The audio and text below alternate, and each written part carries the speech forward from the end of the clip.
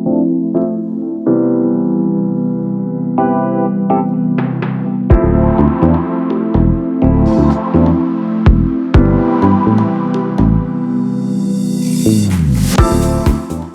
to the 247 Real Talk Podcast. I'm your host, Julian Perry. It's a pleasure to be here with you again for another week and another episode of the 247 Real Talk Podcast.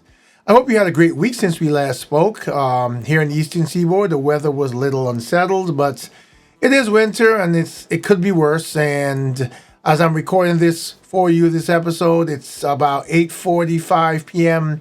on Wednesday, January 31st, 2024, which means it's the last day of January of the first month of the year, and that also means we're getting that much closer to spring. This week I wanted to chat with you again about something a little personal that I've experienced, the members of my family, interacting with healthcare providers and healthcare offices. And I'm interested, once I've done my part, to find out from you, what have your experiences been like? So sit back, relax, and I'll be right back with you.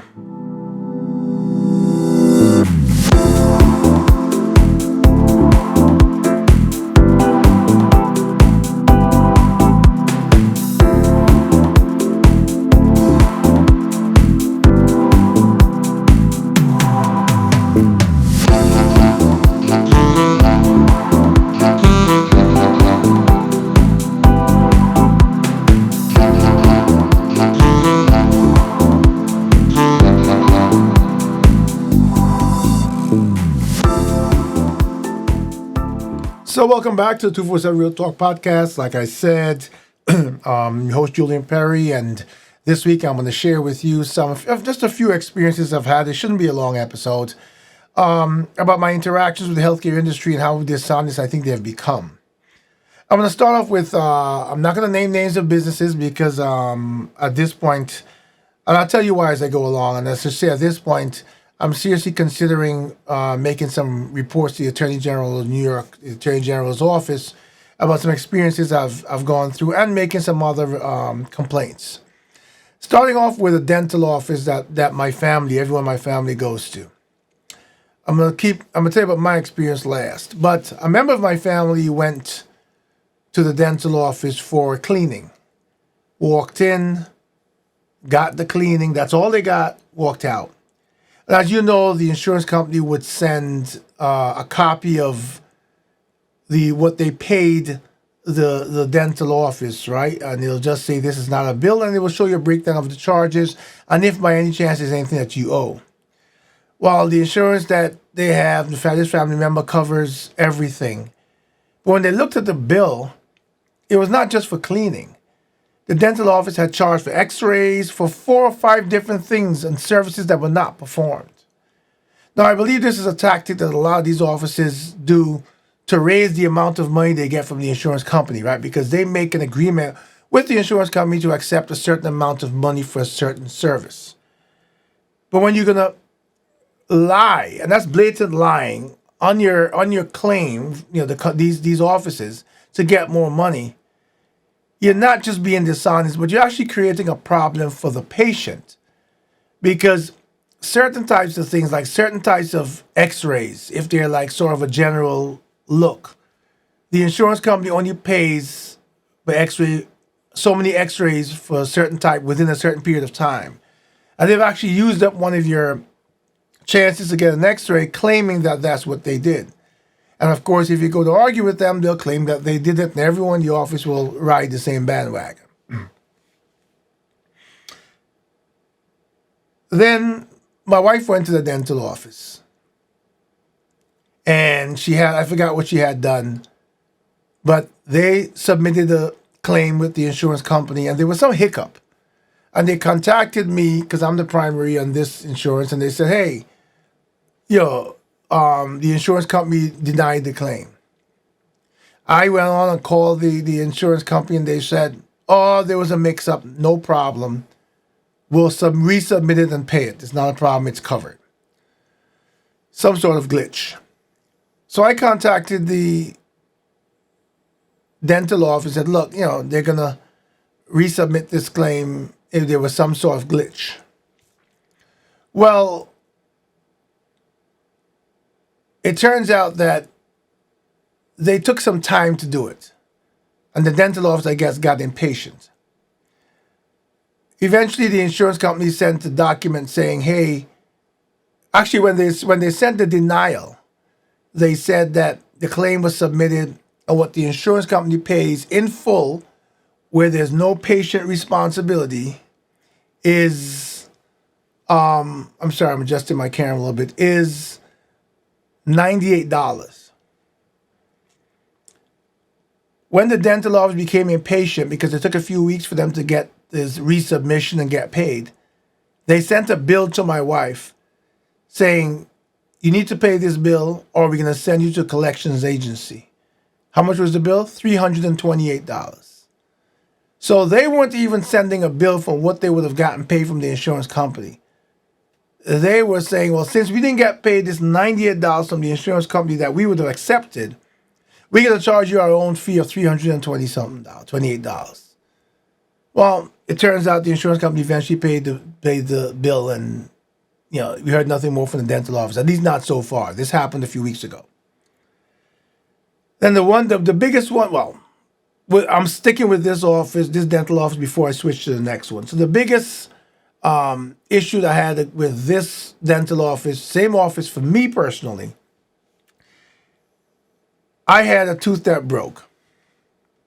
And I went to the dental office, they looked at it, they took x-rays, and they submitted pre-authorization to the insurance company.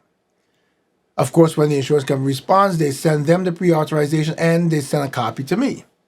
My copy showed where they denied paying for certain crowns and saying that these root canals and these crowns that you're saying that you need based on the x-rays and everything are unnecessary. Of course, the dentist disagreed.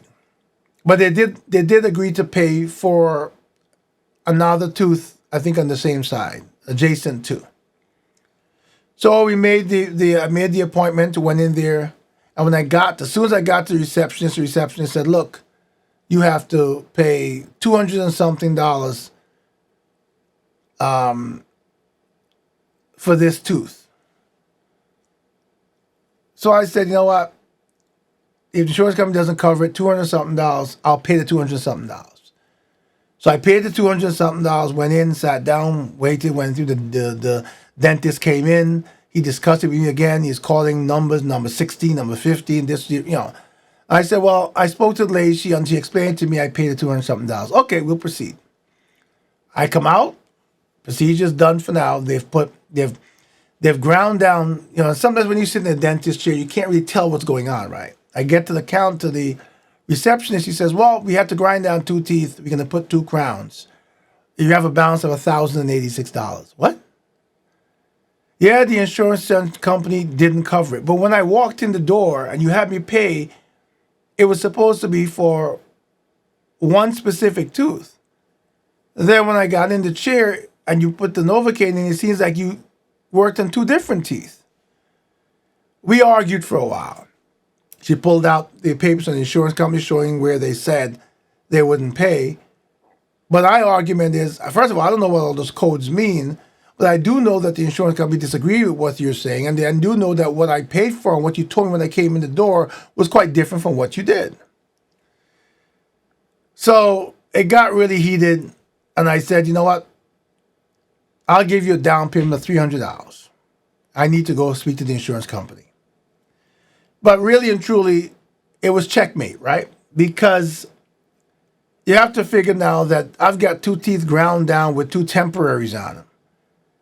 They've gone so far into the procedure that, and the thing about it is, here's the catch. The second tooth that they ground down, which I have a crown on now, turns out that he's going to tell me that after he ground it down, he determined that he did not need a root canal, which is what the insurance company said in the first place, which is why they said they wouldn't pay. But I was between a rock and a hard place now, because when I called the insurance company said, yeah, we're not paying for that, because we told them not to touch that tooth because it was fine for you to do a filling because you didn't need a root canal, which turned out to be the truth. But the dentist did what they had to do because they're going to get paid, and because the insurance company wouldn't cover it, I had to pay. At the end of the day, I had to go back to get it completed because now I had these temporaries that were really temporary. They had already taken the mold, they were having the teeth made, and so I had to end up paying their balance for this $1,086.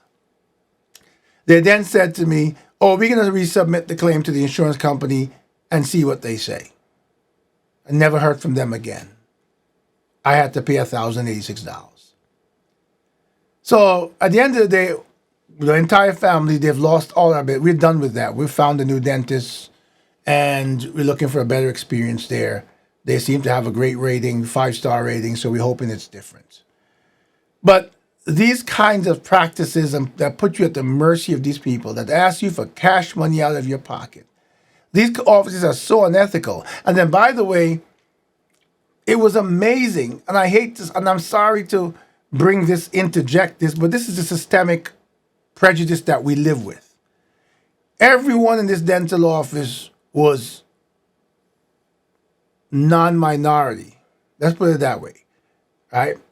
Let me be careful with that because I got my friend of mine, my supporter, who's going to really get into me for saying that. Everyone in this, from the dentist and everyone down, the assistants and everything, are white. Only 2 of the 4 receptionists are people of color. And the one that deals with the bills is an African American woman, a black woman. And she's a bulldog. She behaves like a bulldog. It almost seems like she was put there purposely in that position to try to intimidate people into paying. Because the minute you approach her, even if everything's good and you're in good spirits, her approach immediately is aggressive. She was put there for it's strategic. So nevertheless, I am still thinking about, because I have the bills, and I'm pondering it at this point if to present an entire case and submit it to the Attorney General's office for further review of this office, because I believe they're doing it to a lot of people. And out here in Nassau County in Long Island, where you have a lot of more affluent people, people just pay. They don't question. And I think they're taking advantage of that. So then I'm going to tell you one more story about a dental office. Someone from my family went to a dental office for an extraction. They had an extraction, and the person said, there's a wisdom tooth. And the dentist said, you have to come back. You have to do the other wisdom tooth. They wanted to do both at the same time, which I thought they should have done. But she said, no, she wasn't going to do it. So they gave her a date to go back for the extraction. They called her and reminded her about the date. Now, I know when I have, for instance, labs, blood work, if my doctor's office happens to call me to remind me, or even if they put it in my portal online that my appointment is upcoming, it also has a reminder in there as to how to prepare yourself. So you need to fast for 8 hours or whatever the case may be. Well, it turns out that because the selection that this family member made was to go to sleep, to be put to sleep for this wisdom tooth, she was not supposed to eat for 5 hours prior to. And I had given her a ride over there, and I saw her taking out food just before she left, but it didn't click here either. Anyway, she gets to the dental office, and the receptionist is now saying to her, hey, did you eat? And she said, yes. She said, ooh, we can't put you under if you just ate. So she says, you have to wait for the dentist. She goes into the dentist, and the dentist says, okay, no, I can't put you under, but I can give you something local anesthesia. Now, I've had teeth taken out that weren't even wisdom tooth, and an extraction, even if it's not a wisdom tooth, the amount of force you feel in your jaw as they rack back and forth with a tool to pull it out is not easy or not fun. And this member of my family is an older member of my family, and they didn't want to deal with it. So they said, no, no one reminded me about not eating, and I don't want to do the local. The dentist tried to convince her to do the local, and when she said no and stuck to her guns, he got angry. I said, oh, well, you're not going to get another appointment for another month. Well, she said, fine, that's okay, because I'm not in pain. I want to take out the wisdom tooth, but I'm not in pain. So she goes out to the receptionist now. She says, the dentist says I have to make a new appointment. And the receptionist looks for the next vacant time and says, yes, I've got one in a week. So she schedules her for the week from when we went. Then the phone rings, and it's the dentist calling from inside his office to the receptionist. They have a brief conversation, and then the receptionist says, "I'm sorry, I can't give you the appointment for a week from now. I have to give you it for at least a month away." So basically, the dentist got mad at her because she didn't want to take the local anesthesia and paid her back by giving her a further appointment away. Now, I know some of these dental offices run a volume business, right? They do the work, one after the other, and they take the lower amounts to the insurance company, and that's how they make their money. But when that goes in front of the well-being and the desires of the patient, what kind of unscrupulous behavior we continue to deal with and be at the mercy of? So that's another issue that I have to think about. I don't know how I'm going to approach that one yet, but all these things are part of the advocacy that I try to do that I don't necessarily discuss on this podcast all the time, but these are things I do. I have written the Attorney General's office. I have written the Speaker of the Senate, Chuck Schumer. I've done that on multiple occasions before. So the last one I'm going to tell you about in terms of healthcare is my experience at my doctor's office. And I have an amazing doctor. He's been my doctor for, I want to say, about 20 years. The problem you find when you go to these offices, though, is many times when back in the day when you saw the receptionist and you had a regular primary care physician, you got to know the receptionist because they were there for the long haul.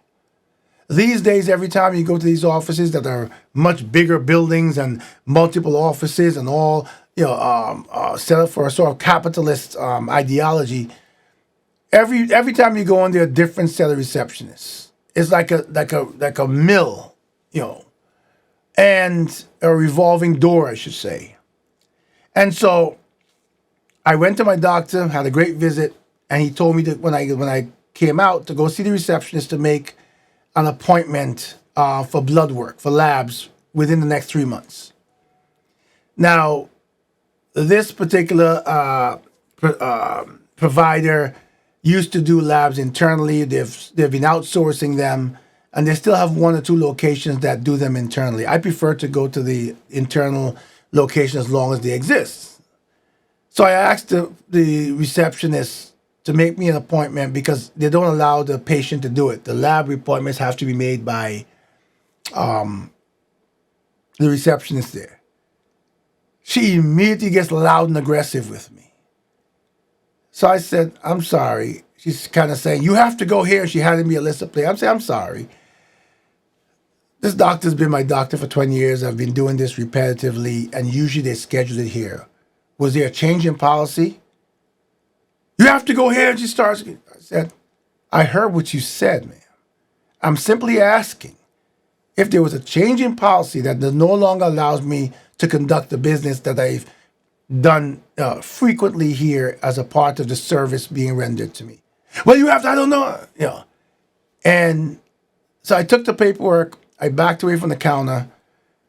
It took every bit of rationalizing in my mind and calm in my spirit not to go back there and give her intellectually and politely and professionally a piece of my mind in front of all of her peers. But when you deal with the public and you're dealing with people, especially in the healthcare industry, I'm thankful to God that my health is pretty good. But a lot of the people I saw there at that counter that she was dealing with as well, some were leaning against the counter, they were elderly. Some stood up there for a while because they have a list of specialists they have to see because they have so many health challenges. And to go to a healthcare facility, not in the best of health, maybe not feeling well that day, and just wanting to see the specialist you have to see or make your appointment so you can get the help you need. What you need as the interaction is someone who's empathetic, who's kind, who's patient. When we are sick and we want to speak with someone, we want to get healthy so fast, or if we are in discomfort, that we might be a little agitated ourselves, but it's the job of the people behind that counter, especially in healthcare, in any business, but especially in healthcare, to be trained to recognize this, to be trained to have patience and empathy and calmness, So that many times patients who come in and they're all aggravated, not feeling well, have such a good interaction that not only are they comforted that they're able to get their business done, but even their temperature, their mental temperature goes down.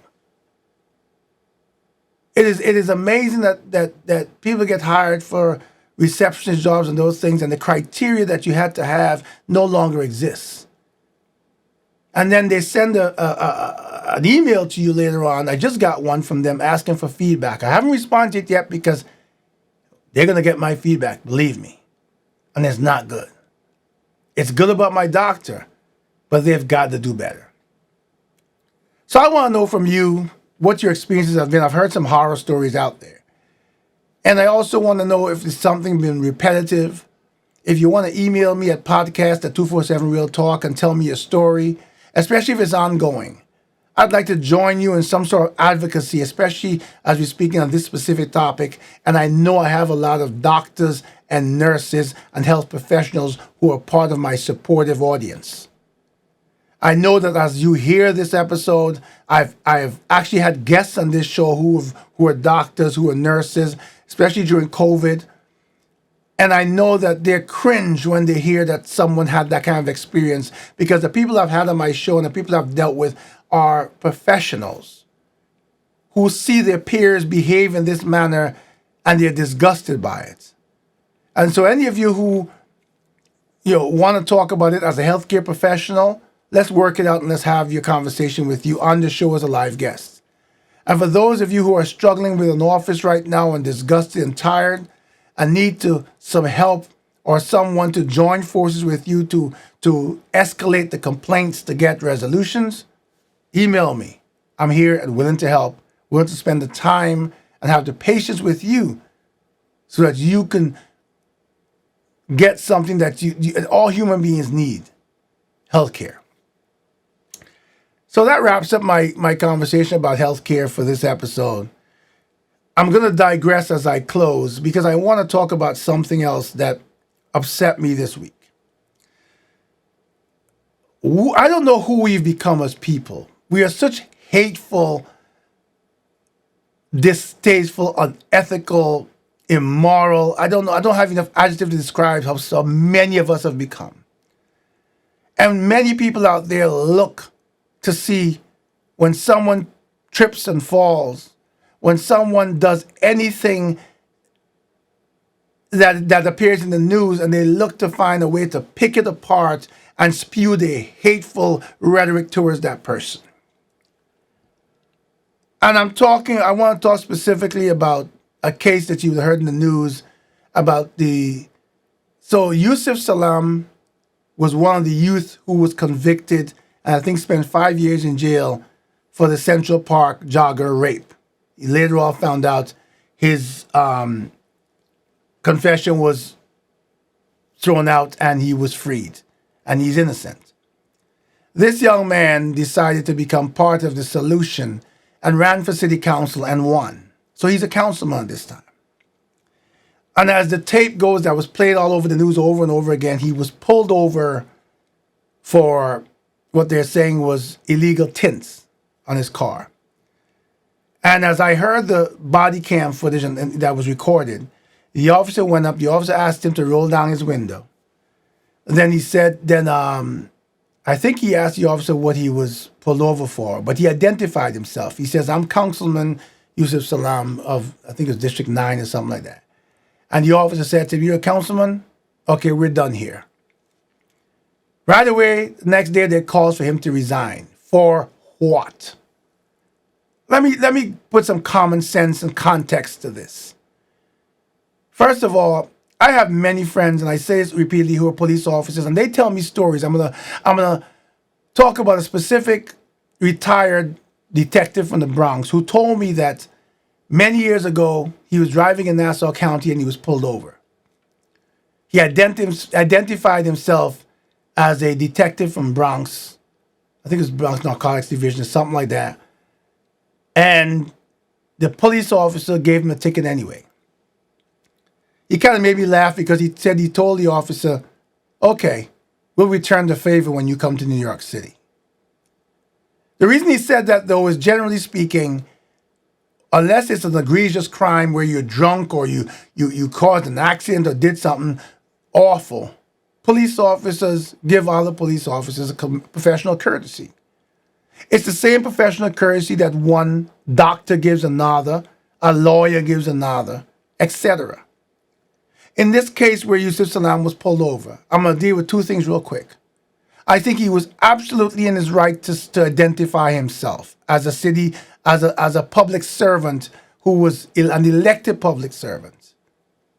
The officer said we were done here, but everyone needs to get the perspective that the officer also had the option of giving him a ticket still. Him identifying himself and saying who he was did not any way usurp the authority of the officer to give him the ticket. He didn't say, do you know who I am? Do you know who you're talking to? Like we've seen on many recorded videos where people of authority have done that. If it is okay for a police officer to be pulled over and to say to the police officer who pulled him over, I'm officer so-so, well, usually they use the term that I'm on the job and show their shield for professional courtesy. Why is it not okay for this man to identify himself? Do you think that if it was a judge that was pulled over, regardless of whether he was a person of color or a white person, that they wouldn't have done it? Do you think any other politician wouldn't have done the same? But I'm going to go one step further. We live in a hateful society. In politics, we've seen people hurt, kill, shoot, do all sorts of things to someone else because there's a difference in opinion or they're on the other side of the aisle. They're opposing ideology. It is my personal belief that for the time and even beyond the time, if you're elected to city office or any kind of public office, where you're involved in a process where you make decisions that impact the public, the first assumption should be that there's going to be a segment of the population that despises you. They dislike you because of the decision that you voted for. They may dislike you because of how you look. They may dislike you because of the color of your skin.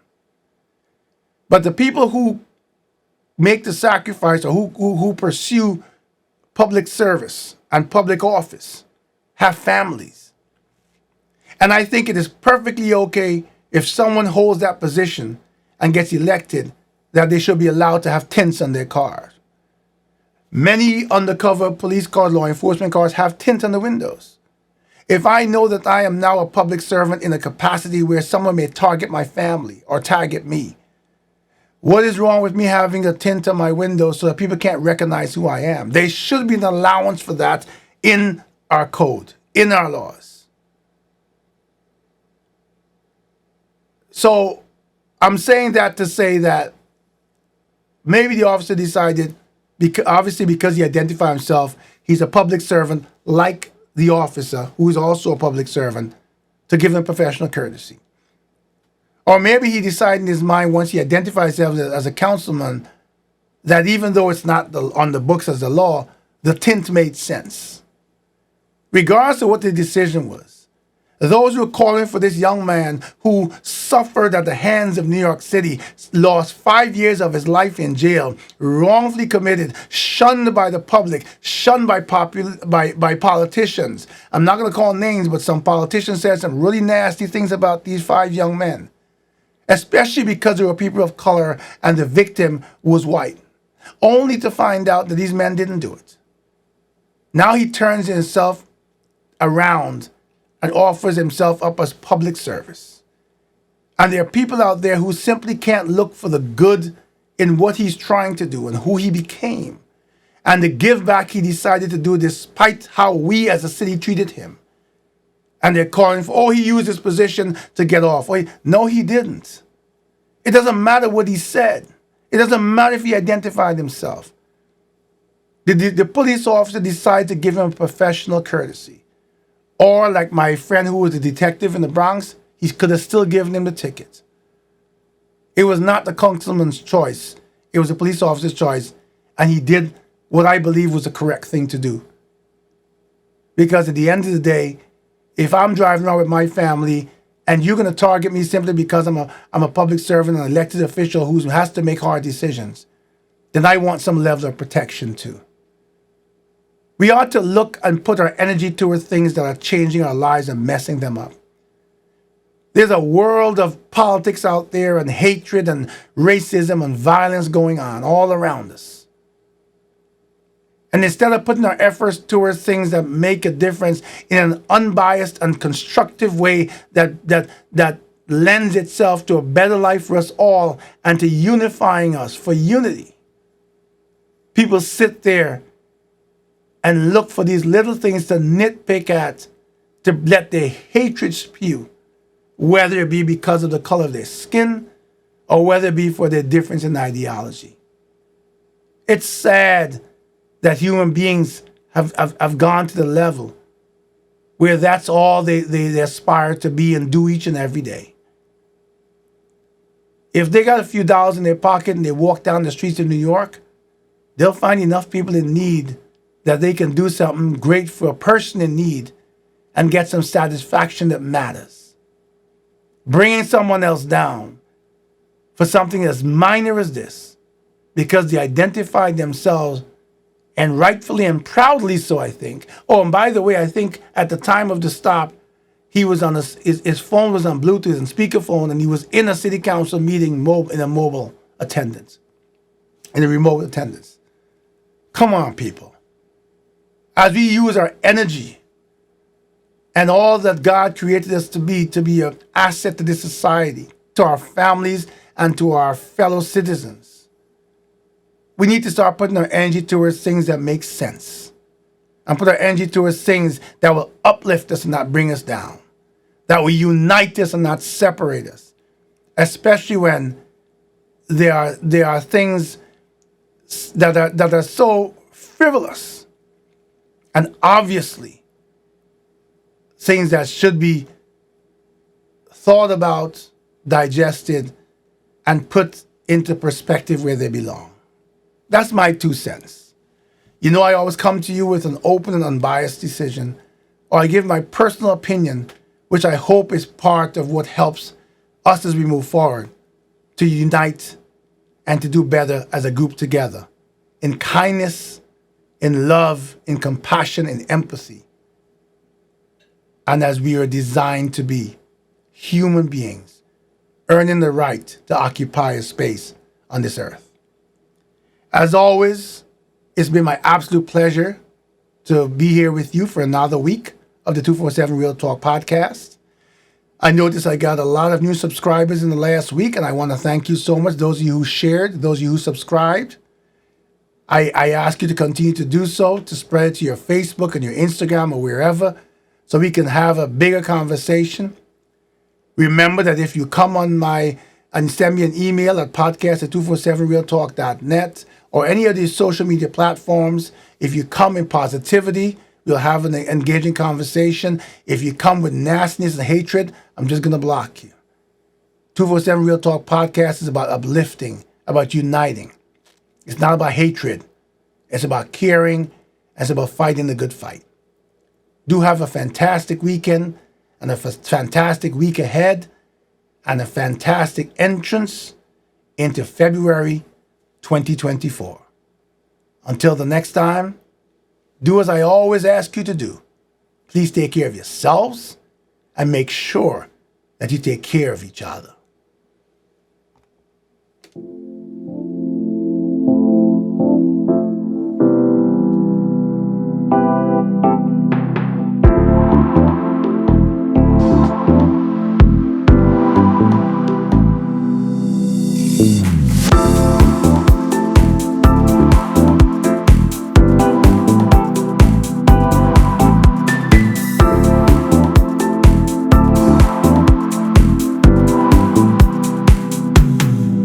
Thank you.